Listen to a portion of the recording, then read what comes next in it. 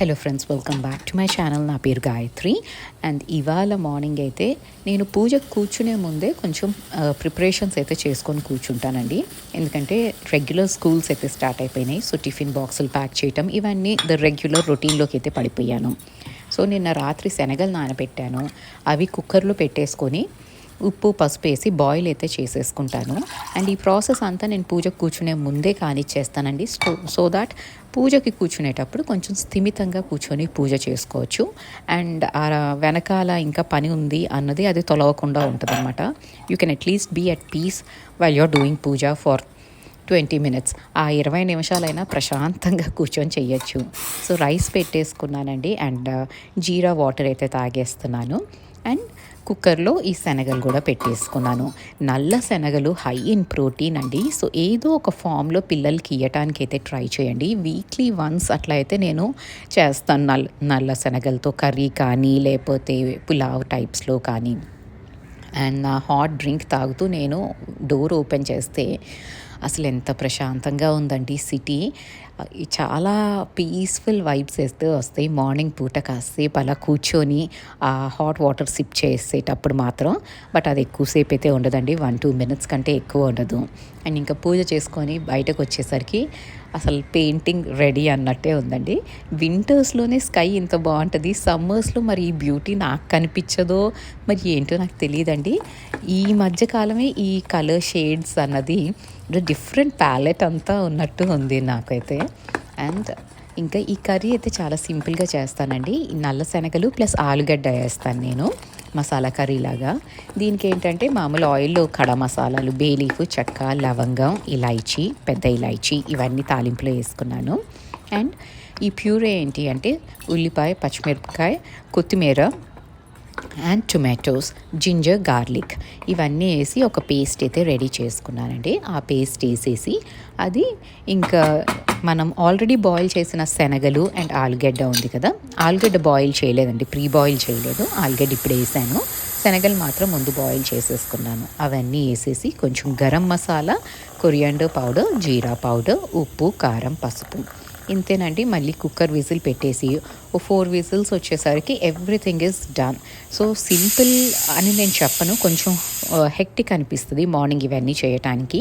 కానీ మరి పిల్లలు తినాలి అంటే కొంచెం టేస్టీగా అయితే చేయాల్సిందే, మనం కొంచెం కష్టం అయితే పడాల్సిందే. నో 2 ways అండి. మనం కష్టపడకుండా పిల్లలు బాక్స్ ఎంటీ చేసుకొని రావాలి అంటే జరగని పని అండి అది. Either you have to choose your own comfort, లేదా పిల్లలు తినాలని కొంచెం ఎక్స్ట్రా ఎఫర్ట్ అయితే పెట్టాలి. Choices hours. అండ్ అదేది తప్పు కాదండి, ఏది డిసైడ్ చేసుకున్నా తప్పు అయితే ఉండదు దాంట్లో. ఎవరికి ఎంత వీలైతే అంత చేస్తాం. అండ్ నేనైతే కాఫీ తాగేసి ఇంకా శ్లోకాకి ఇవాళ బ్రేక్ఫాస్ట్ కూడా ఈ కర్రీ ఉంది కదండి. సో నేను రోటీ చేసేద్దాము, ఒక రోటీనే తింటాను అది. తనకి రోటీ చేసేసి పుల్కా టైప్లో అది అండ్ కర్రీ ఇచ్చేస్తాను. So there is no other breakfast preparation. So ఈ రకంగా మనం ప్లాన్ చేసుకున్నాం అనుకోండి, కొంచెం టైమ్ మేనేజ్ చేయొచ్చు. It's not that crazy in the mornings. కొంచెం ప్లానింగ్ ఉండాలంతే. ప్లానింగ్ లేని రోజు మాత్రం డెఫినెట్లీ మామూలు చిన్న ఆలుగడ్డ కూర చేయాలన్నా కూడా పరమ క్రేజీగా అనిపిస్తూ ఉంటుంది. అండ్ ఇవన్నీ చేసేసినాక నేనైతే రెడీ అయ్యి ఇవాళ ట్యూస్డే కదండి, సో గుడికి వెళ్దాము అని డిసైడ్ అయ్యాను. నాకు ఎందుకో మార్నింగ్ ఆ చల్ల గాలికి అలా ఆటో ఎక్కి ఆ గుడికి వెళ్ళి కాసేపు అమ్మ దగ్గర అట్లా కూర్చొని రావటం భలే నచ్చిందండి. లాస్ట్ వీక్ ఒక్కదాన్నే వెళ్ళాను. అండ్ అంతకుముందు అయితే అనంత ఉంటే వెళ్ళేదాన్ని, లేకపోతే స్కిప్ కొట్టేసేదాన్ని. బట్ లాస్ట్ వీక్ వెళ్ళాను కదా, ఐ లైక్ ద వైబ్ అనమాట. మార్నింగ్ గుడికి వెళ్తే భలే బాగుందండి. ఆ రోజంతా ఎంత ప్రొడక్టివ్గా జరిగిపోతుంది అంటే మరి అక్కడ ఎనర్జీస్ అట్లా ఉంటాయండి ఏ టెంపుల్లోనైనా. అండ్ నాకు భలే పాజిటివ్గా అనిపిస్తుంది, డే అంతా చాలా పాజిటివ్గా అనిపించింది. సో ఇవాళ కూడా నేను ఆల్మోస్ట్ రెడీ అయిపోయానండి.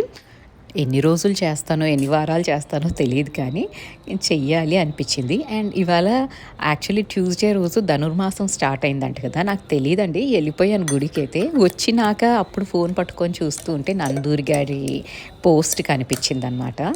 ఐ థాట్ మంచే జరిగింది కదా అనుకున్నాను.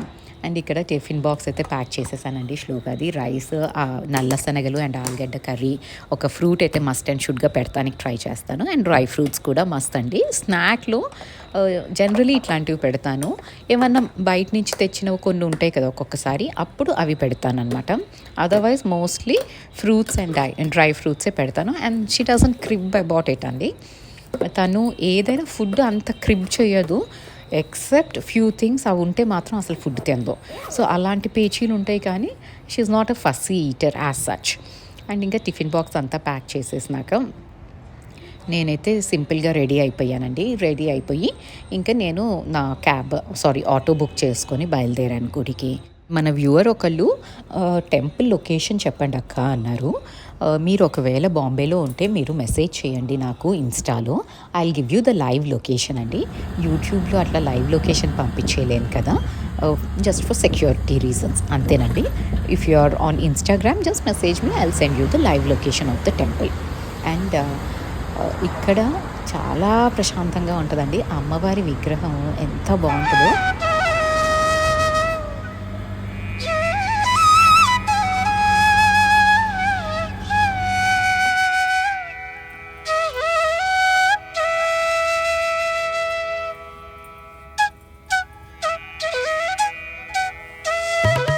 But on a daily basis నేను మాత్రం టెంపుల్లో కెమెరా అసలు తీయనండి.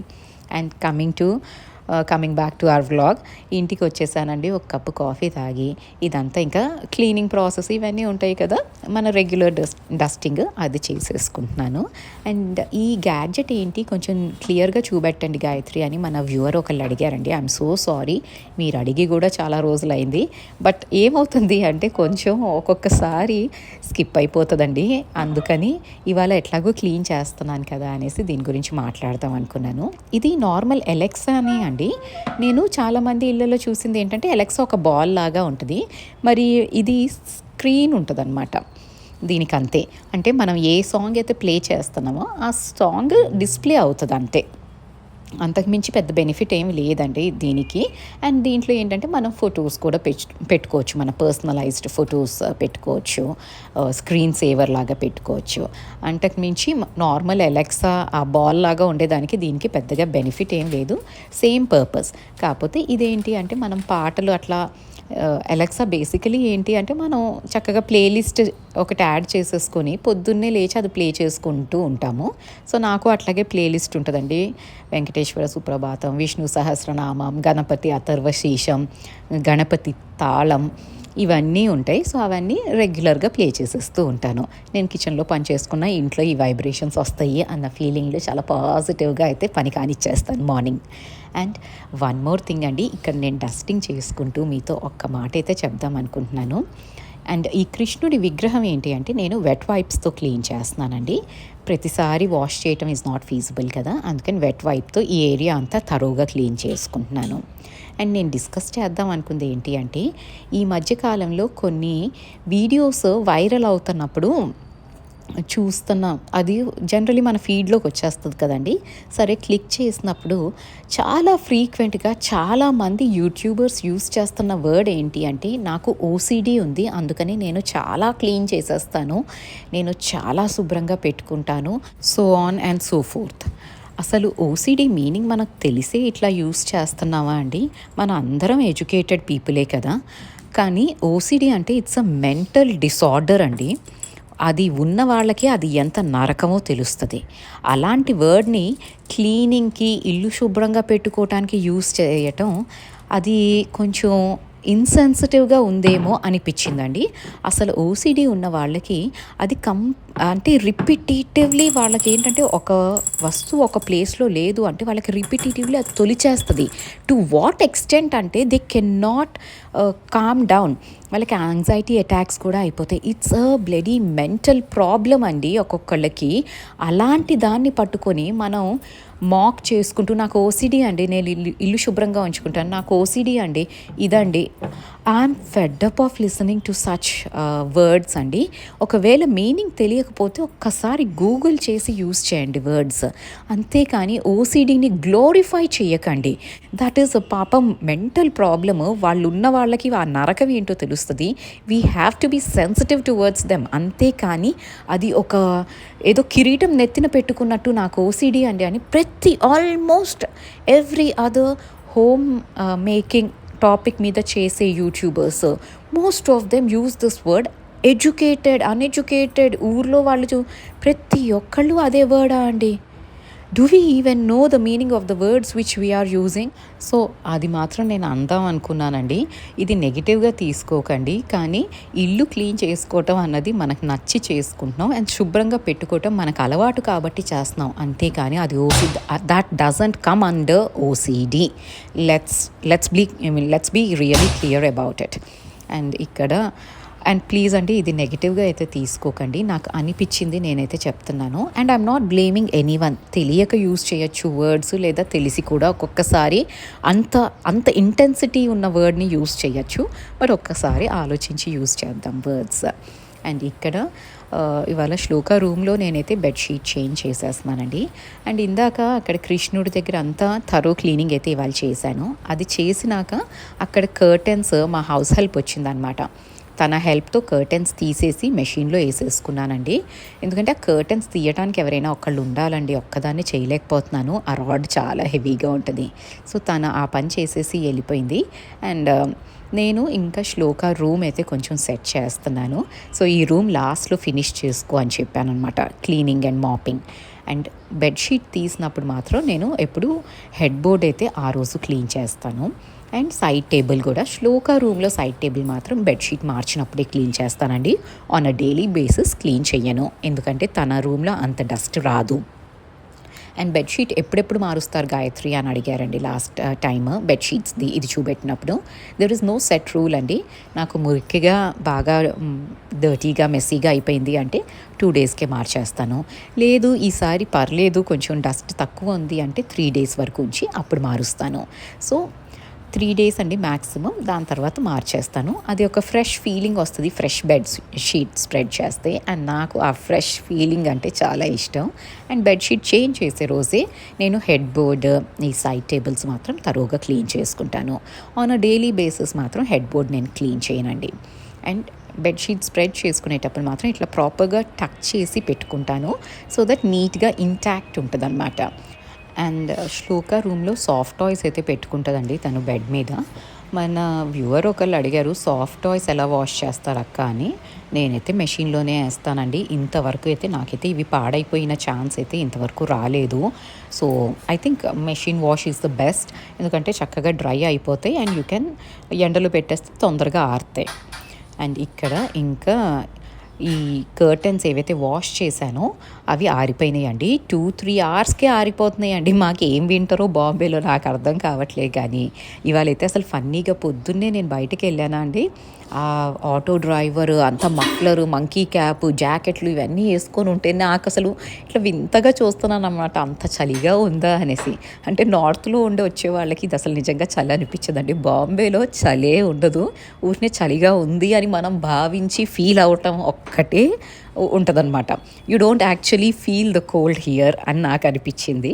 అండ్ ఇక్కడ ఇంకా అవి డ్రై అయిపోయినాయండి చక్కగా. ఈ మెటీరియల్ అండ్ ఈ కర్టన్స్ మాత్రం మీరు ఒకవేళ కాటన్ కర్టన్స్ చూస్తున్నట్టయితే ఈ కర్టన్స్ చాలా బాగున్నాయండి. ఇవి వాష్ చేసినా కూడా కలర్ ఫేడ్ అవ్వటం అట్లాంటివి అయితే లేదు.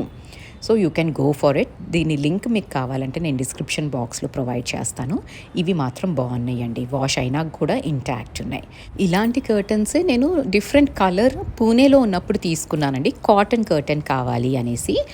అది బ్లూ కలర్ ఉంటుంది, ఇది స్లైట్ గ్రీనిష్ టింజ్ ఉందన్నమాట. నా సోఫాస్కి మ్యాచ్ అవుతుంది అన్నట్టు అట్లా తీసుకున్నాను ఈ ఇంటికి వచ్చినాక. So these are really good అండి, pure cotton curtains. And wash చేసినాక కూడా మనకి ఆ కలర్ ఫేడ్ అవ్వటం అట్లాంటిది ఏదీ లేదు. So they are good. ఇదే మళ్ళీ ప్రమోషనల్ వీడియో కాదండి, నేను యూస్ చేస్తున్నాను కాబట్టి. అండ్ కర్టన్స్ గురించి కూడా నాకు చాలా క్వెరీస్ వస్తాయి కాబట్టి చెప్తున్నాను అనమాట. So you can go for it. కానీ ఇవి బ్లాక్అవుట్ కర్టన్స్ కాదండి, కొంచెం పల్చగా ఉంటుంది మెటీరియల్, ఇంట్లోకి వెలుతురు బాగానే వస్తుంది. సో సమ్మర్స్లో ఇవి ఈ ఇంట్లో ఎట్లా సూట్ అవుతాయా అవ్వవా అన్నది నేను సమ్మర్లో చూసుకోవాల్సిందే, ఎందుకంటే లాస్ట్ టైం అప్పుడే షిఫ్ట్ అయ్యాం కదండి. So I just wanted to add on curtains అన్నట్టు పెట్టాను. కానీ ఈ ఇయర్ సమ్మర్ ఉంటే నాకు అర్థం అవుతుంది ఇంకేమన్నా కర్టన్ కొనాలా, బ్లాక్అవుట్స్ కొనాలా అన్నది. సో ఇవాళైతే ఇదంతా ఫినిష్ చేసేసుకున్నానండి. ఫైనలీ ఒక్కదాన్నే చాలా తంటాలు పడైతే ఇది పైకి ఎక్కించాను కర్టెన్స్. కొంచెం ట్రికీగా అనిపించిందండి, బట్ మేనేజ్ అయితే చేయాలి కదా వర్క్. సో ఫినిష్ చేసేసాను. అండ్ ఇక్కడి వరకు మీరు నా వీడియో చూస్తున్నారు అంటే మీకు ఈ వీడియో నచ్చే ఉంటుందండి. నచ్చితే కనుక ప్లీజ్ లైక్ చేయటం మర్చిపోవద్దు. అండ్ కొత్త వాళ్ళు if you are watching this content, if you like this video please అండి do consider subscribing to this channel. Thank you so much for watching this video till the end. You all have a great day. Thank you.